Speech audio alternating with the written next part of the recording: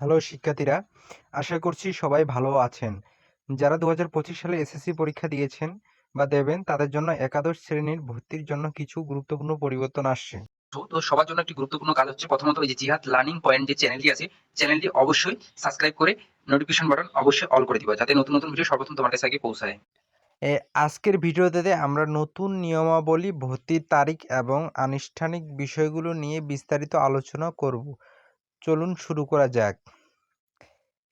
একাদশ শ্রেণীতে ভর্তির নতুন নিয়ম। এবছর একাদশ শ্রেণীতে শিক্ষার্থীদের ভর্তির প্রক্রিয়ায় বেশ কিছু পরিবর্তন আনা হয়েছে।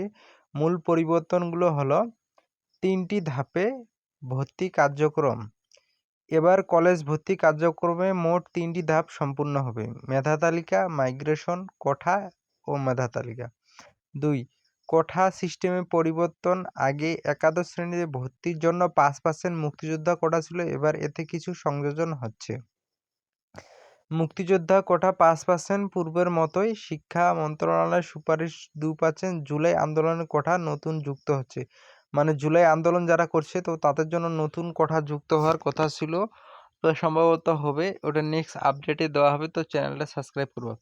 কলেজ চয়েস ও বিবেচ্য বিষয়গুলো। কলেজ ভর্তির জন্য শিক্ষার্থীদের কমপক্ষে 5টি কলেজের চয়েস দিতে পারবে। পছন্দক্রমে আপনার সব থেকে পছন্দকৃত কলেজটি দিয়ে দিবা।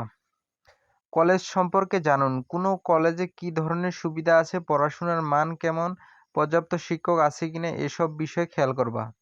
খরচ। কলেজে পড়তে আনুমানিক কত খরচ হতে পারে সেই বিষয়ে ধারণা নিয়ে রাখা ভালো।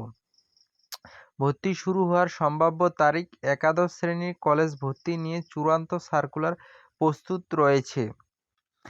আবেদন শুরুর তারিখ জুলাই মাসের ৩ সপ্তাহ, ২০শে জুলাই। এর পর থেকে আবেদন শুরু হতে যাচ্ছে।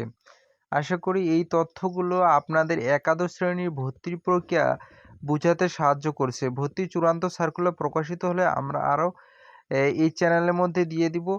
তো এই ভিডিওটা অবশ্যই বন্ধুদের সাথে শেয়ার করুন এবং আমাদের চ্যানেলটি সাবস্ক্রাইব করে ভুলবেন না। আপনার মূল্যবান মত সবাই কমেন্ট বক্সে মতামত